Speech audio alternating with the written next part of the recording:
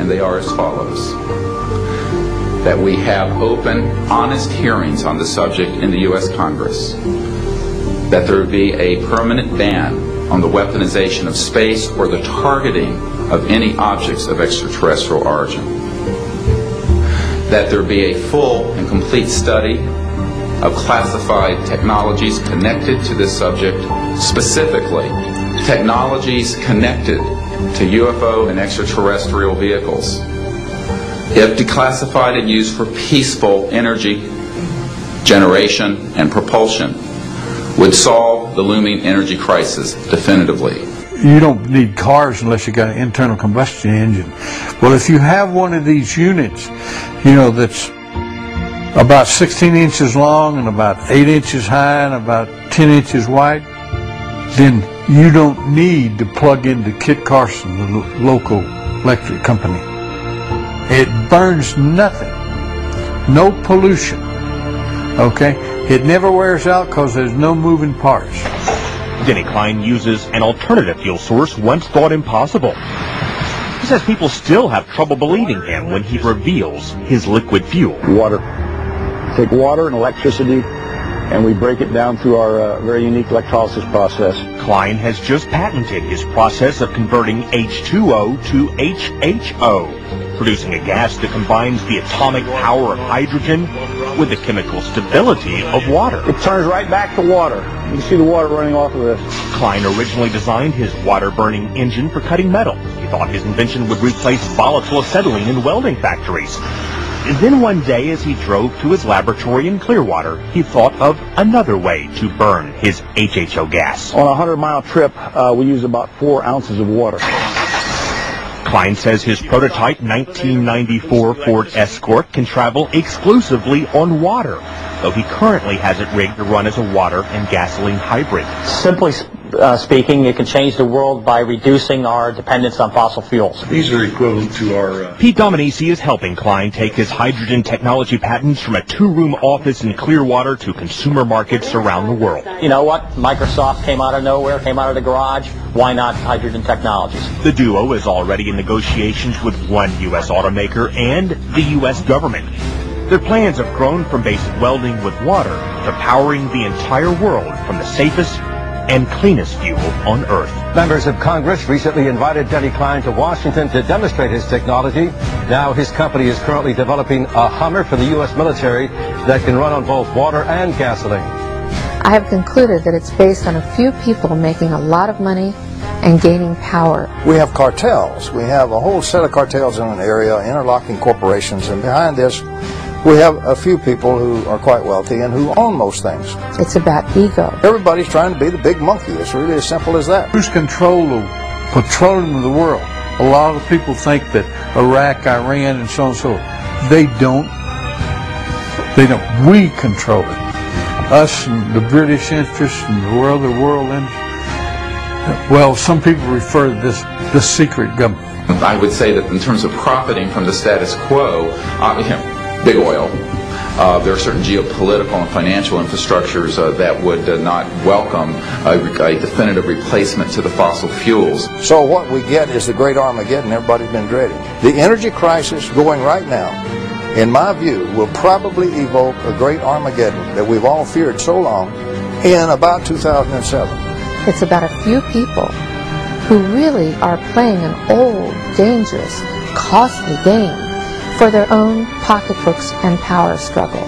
People in power right now don't want us to know is that this free energy is available to everybody. We can tell, I will tell you, and we can prove this with other scientists who are ready to come forward, that we already have a complete replacement for any fossil fuels or ionizing nuclear power plants. We don't need them.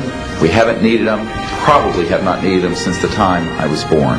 The, quote, cover-up of this issue that has been going on for the last 50 years is probably the biggest single threat to our democratic society. This is the greatest strategic threat to survival of the United States and, in fact, of civilization itself. It still bothers me that I've seen all this, I know all this, and like I'm walking around like with the answer and nobody wants to ask the question. I think it's time for us to act to end this charade. It's definitely time to make this disclosure on this. It's been kept secret too long. One of the things that I'm upset about is that good people are forced to do illegal things, and I believe that this information should be given to the American public. It's the discovery of the lifetime of humankind, isn't it? To find out that we're not here alone. People are walking around in a daze. They have no idea what is going on. The fools may blow the world from other causes, don't misunderstand me, but they're going to blow it from this cause. A shadowy government with its own Air Force, its own Navy, its own fundraising mechanism, and the ability to pursue its own ideas of the national interest, free from all checks and balances, and free from the law itself. Whatever activity is going on, to the extent that it is a clandestine group, a quasi-government group, a quasi-private group, it is without any type, as far as I can tell, of high-level government oversight. And that is a great concern. We have contact with aliens not originating from some foreign country, but from some other solar system. And I have been a party to that.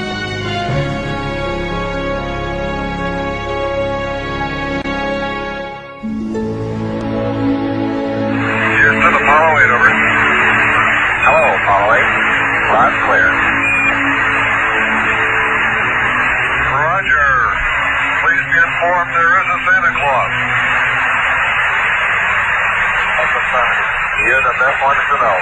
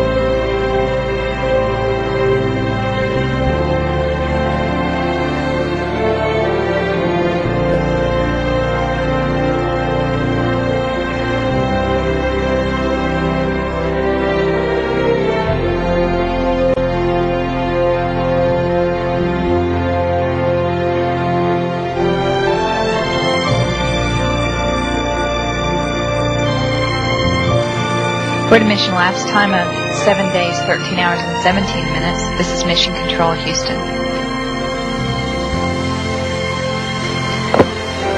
The Mir space station is now visible on the far left-hand side of the screen, about an inch from the bottom of this particular picture.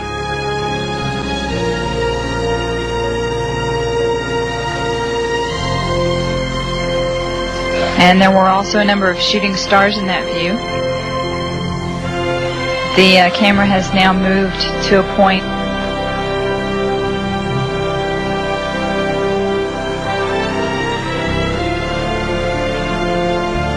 Okay, the Mir space station is the small flashing light in the center, about an inch from Camera Charlie on the left-hand side of the screen. It's slowly Charlie Hill on the camera. It is slowly moving closer to the left-hand side, and is has a very light flashing to it. We think on the middle of the screen, way to the left-hand side.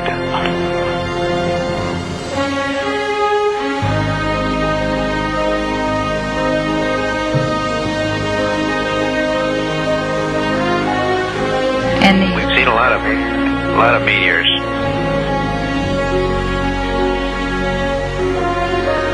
the streaks that are shooting across